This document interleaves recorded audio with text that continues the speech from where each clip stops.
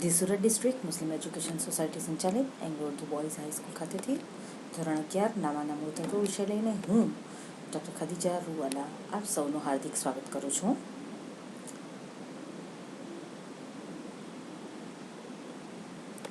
મિત્રો, આપણે પ્રકરણ 5 હિસાબી સમીકરણ અને ધંધાના વ્યવહારો આજે જોવાના છીએ.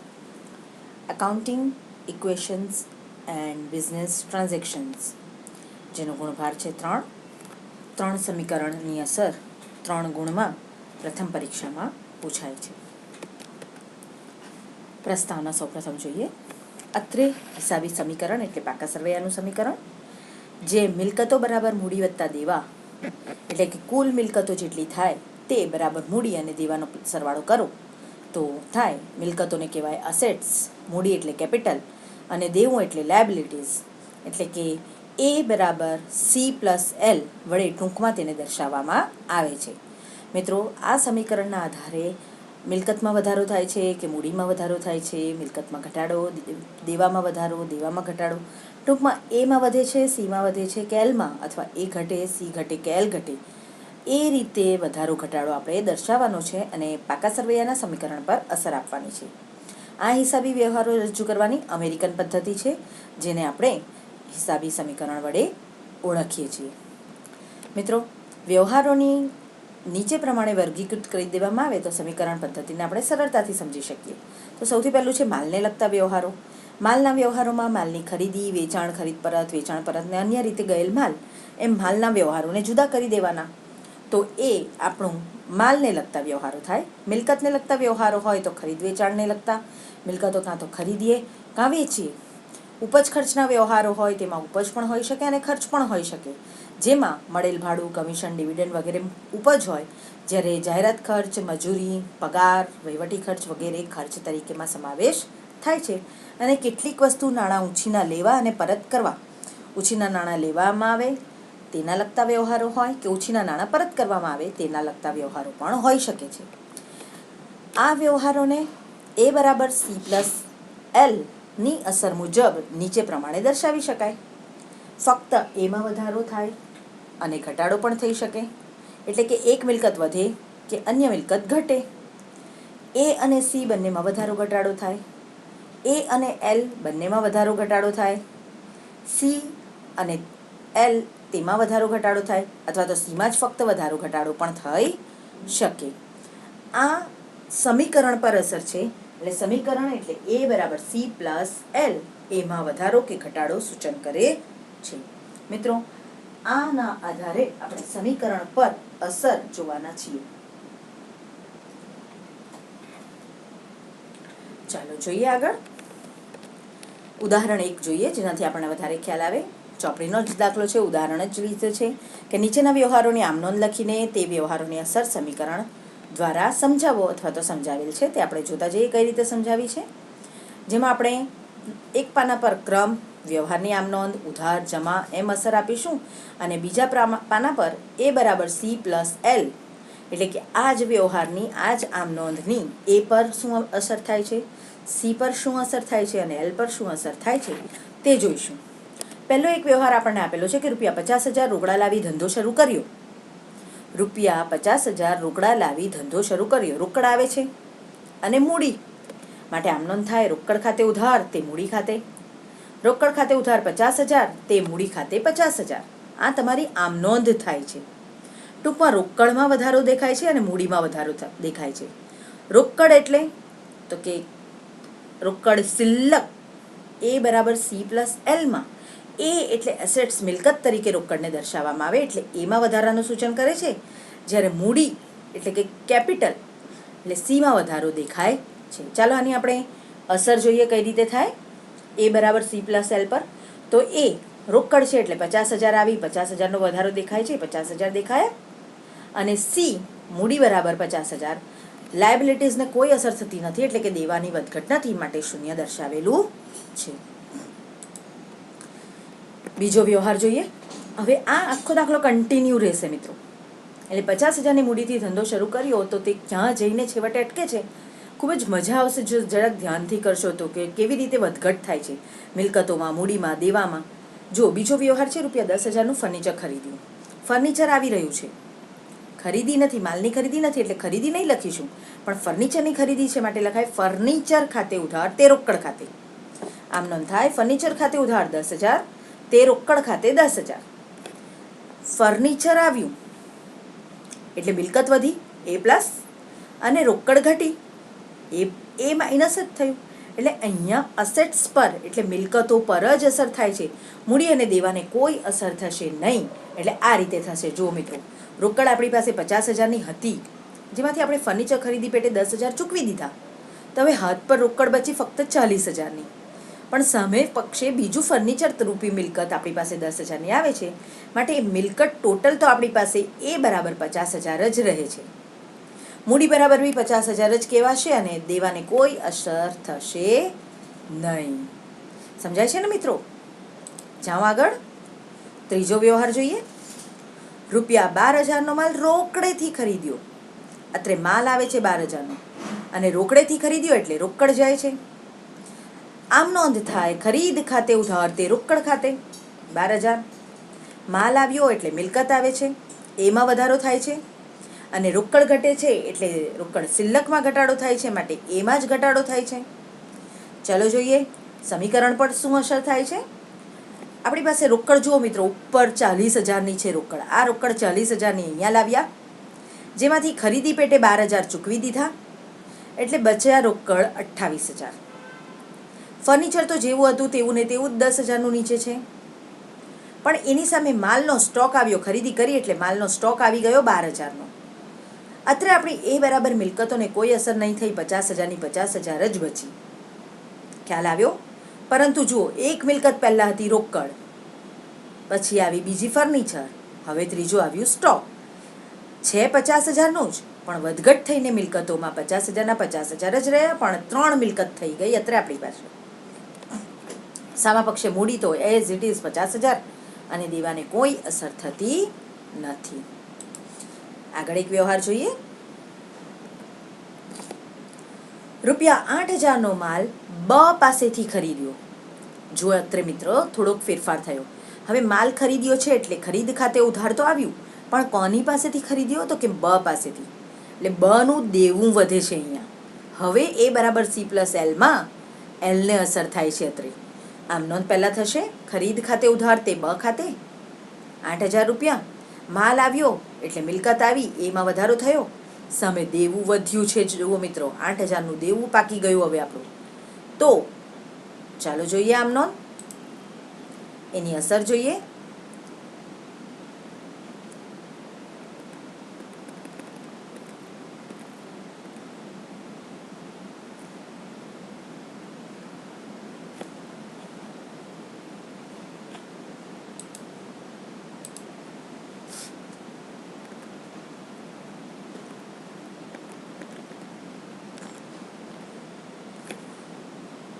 જુઓ મિત્રો, ઉપર રોકડ આપણી 28,000, તે 28,000 અત્રે લાવ્યા.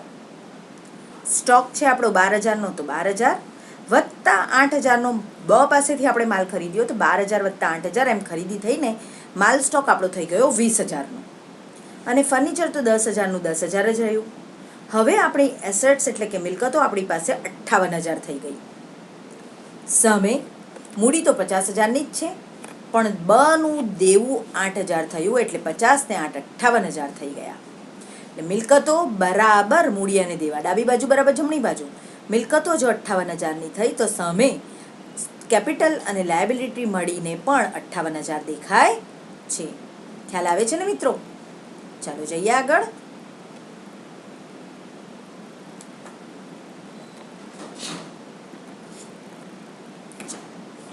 ₹7,000નો માલ ₹10,000માં રોકડેથી વેચ્યો. 7,000નો માલ છે અને 10,000માં વેચો છો એટલે 3,000નો ફાયદો પણ દેખાય છે અહીંયા. ને રોકડેથી વેચો છો માટે રોકડ આવે છે, માલ વેચો છો એટલે માલ જાય છે. અત્રે આમ નોંધ થશે રોકડ ખાતે ઉધાર 10,000 તે વેચાણ ખાતે 10,000. રોકડ આવી રહી છે 10,000ની, સામા પક્ષે માલનું વેચાણ થાય છે 10,000નું, પણ એ માલ છે 7,000નું. તો 3,000 મૂડીમાં વધારો થાય છે, નફો થાય છે, નફામાં વધારો દેખાય છે. ચાલો જોઈએ આમ નોંધ પર. રોકડ આપણી હતી ઉપર 28,000ની વત્તા 7,000નો માલ 10,000માં વેચ્યો છે એટલે 10,000ના માલનું વેચાણ થાય છે એટલે 10,000ની રોકડ આવે છે તો રોકડ થઈ ગઈ આપણી પાસે 38,000. સ્ટોક આપણી પાસે 20,000નો પડેલો હતો જેમાંથી 7,000ની મૂળ કિંમતનો માલ વેચ્યો આપણે 7,000નો માલ 10,000માં વેચ્યો છે એટલે 7,000નો માલનો સ્ટોક ઓછો થઈ જાય તો સ્ટોક બચે આપણી પાસે 13,000નો. ફર્નિચર એઝ ઇટ ઇઝ આપણું 10,000નું રહેશે. જુઓ 58,000 હતા એમાં 3,000નું પ્રોફિટ જમા થયું એટલે સરવાળો થઈ ગયો 61,000. આ આપણી એસેટ્સને અસર થઈ. સામે જોઈએ કેપિટલ અને દેવાને શું અસર થાય છે તો મૂડી આપણી એઝ ઇટ ઇઝ 50,000ની હતી એમાં નફો 3,000નો ઉમેરાયો 10,000નો માલ 7,000નો માલ 10,000માં વેચ્યું એટલે 3,000નો નફો થયો તો 53,000ની મૂડી થઈ ગઈ અને દેવું બનું આપણી પાસે પહેલાંનું ચાલતું હતું 8,000 તે 8,000 એઝ ઇટ ઇઝ ચાલે છે એટલે ટોટલ તો 61,000 જ થયા 53,000 વત્તા 8,000 એટલે 61,000 આપણી મૂડી દેખાય. મૂડી અને કેપિટલનો સરવાળો દેખાય છે. આગળ જઈએ. ₹6,000 મજૂરીના ચૂકવ્યા. મજૂરી ખાતે ઉધાર તે રોકડ ખાતે આમ નોંધ થઈ. મજૂરીના ચૂકવ્યા રોકડા જાય છે. મજૂરી ખર્ચથી મૂડીમાં ઘટાડો થશે એટલે કેપિટલ ઘટશે એટલે કે રોકડ પણ ઘટશે અને કેપિટલમાં પણ ઘટાડો દેખાય છે. ચાલો જોઈએ કઈ રીતે અસર થાય. રોકડ આપણી ઉપર પ્રમાણેની 38,000ની પહેલાં જૂની લાવ્યા અને મજૂરીના 6,000 ચૂકવી દીધા એટલે થઈ ગઈ 32,000. રોકડ ઓછી થઈ ગઈ 32,000ની. સ્ટોક 13,000 એઝ ઇટ ઇઝ અને 10,000નું ફર્નિચર એઝ ઇટ ઇઝ. પણ અત્રે આપણી રોકડ શિલ્લકમાં ઘટાડો થવાથી સરવાળો થાય છે 55,000. સામા પક્ષે આપણી પાસે મૂડી 53,000ની હતી પણ મજૂરી ચૂકવી 6,000ની તો મૂડીમાં પણ ઘટાડો થઈ ગયો એટલે 47,000 અને દેવું 8,000નું એઝ ઇટ ઇઝ લાવ્યા એટલે સરવાળો થાય 55,000. મિલકતો બરાબર મૂડી વત્તા દેવાનો સરવાળો થાય જ છે 55,000. એના પછીનો વ્યવહાર જોઈએ. ₹1,000 મજૂરીના ચૂકવવાના બાકી છે. ચૂકવવાના બાકી છે એટલે દેવું છે માટે આમ નોંધ થાય. મજૂરી ખાતે ઉધાર તે ચૂકવવાની બાકી મજૂરી ખાતે. મજૂરી ખર્ચથી મૂડીમાં ઘટાડો થશે ફરીથી અને સામા પક્ષે દેવું વધશે કારણ કે ચૂકવવાની બાકી છે ચૂકવી દીધી નથી. સમીકરણ પર શું અસર થશે જોઈએ. રોકડને કોઈ અસર નહીં થાય 32,000 એઝ ઇટ ઇઝ. સ્ટોકને કોઈ અસર નહીં 13,000. ફર્નિચરને પણ કોઈ અસર નહીં 10,000 એટલે પૂરેપૂરો સરવાળો બેઠો જ 55,000 મિલકત બાજુનો તો એઝ ઇટ ઇઝ જ રહ્યો. પણ સામે મૂડી અને દેવામાં ફેરફાર દેખાશે. મૂડી આપણી 47,000ની હતી એમાંથી મજૂરી આપણે ચૂકવી દઈશું ₹1,000 એટલે 46,000ની મૂડી થઈ જશે. બનું એક દેવું પહેલેથી ચાલતું આવતું હતું 8,000નું સામે મજૂરીનું 1,000નું બીજું દેવું વધી ગયું એટલે દેવા થઈ ગયા 9,000ના. 46,000 અને 9,000 સરવાળો કરો એટલે 55,000 ફરીથી થઈ જાય. ક્લિયર? જઈએ આગળ.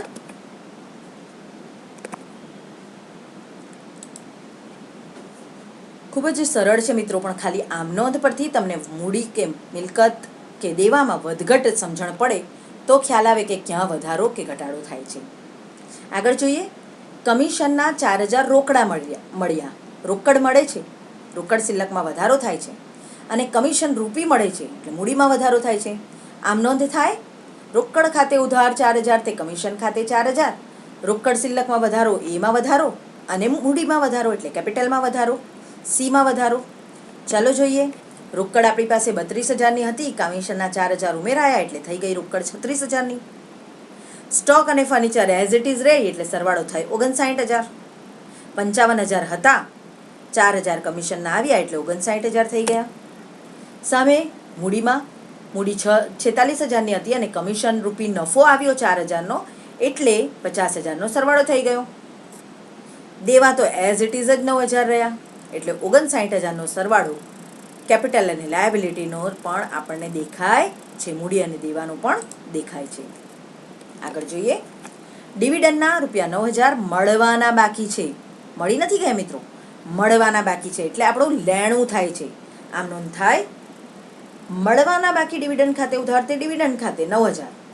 લેણું વધ્યું એટલે કે મિલકત બાજુએ નહીં અસર થશે અને ડિવિડન્ડની આવકથી મૂડીમાં પણ વધારો દેખાશે. અસર આ રીતે થાય. રોકડ 36,000 as it is, stock 13,000 as it is, furniture 10,000 જેમના તેમ. એટલે આ 59,000 તો જેમના તેમ, પણ હજુ ડિવિડન્ડ મળવાનું બાકી છે. મિલકત લેણા બંને કહેવાય. એટલે આ લેણું છે 9,000નું એ લખીએ કે લેણું મળવાનું બાકી છે, એટલે સરવાળો થાય 68,000. હવે સામે મૂડી 46,000, કમિશન 4,000 અને ડિવિડન્ડ રૂપી આવક થાય તો મૂડીમાં વધારો થાય 9,000નો, એટલે 59,000. દેવા તો ઉપર મુજબ જ 9,000ના રે, સરવાળો 59,000 થાય. સમજાય છે ને? જઈએ આગળ. રૂપિયા 8,000નું યંત્ર ખરીદ્યું. યંત્ર આવે છે અને રોકડ જાય છે. મિલકત આવે છે અને મિલકત જ જાય છે. જોજો, આમ નોંધ થાય. યંત્ર ખાતે ઉધાર તે રોકડ ખાતે. યંત્ર આવ્યું 8,000નું એટલે મિલકત વધી, રોકડ ઘટી એટલે મિલકત જ ઘટી. એ બાજુ એ જ અસર દેખાશે. જોઈએ કઈ રીતે થશે અસર. રોકડ આપણી હતી 36,000ની, જેમાંથી યંત્રના 8,000 ચૂકવ્યા એટલે રોકડ બચી 28,000. સ્ટોક અને ફર્નિચર જેમના તેમ, ડિવિડન્ડ પણ જેમનું તેમ, પણ અત્રે યંત્રરૂપી મિલકત 8,000ની આવી ગઈ. સરવાળો તો આ 68,000નો જ બેઠો રહ્યો ઉપર મુજબ. સરવાળામાં ફેરફાર નથી થયો. એક મિલકત વધી સામે એક મિલકત ઘટી. યંત્ર આવ્યું અને રોકડમાં ઘટાડો થયો. મૂડી અને દેવા જેમના તેમ રહેશે, તેને કોઈ અસર થતી નથી. એટલે 68,000 જેમના તેમ. ચાલો જઈએ આગળ.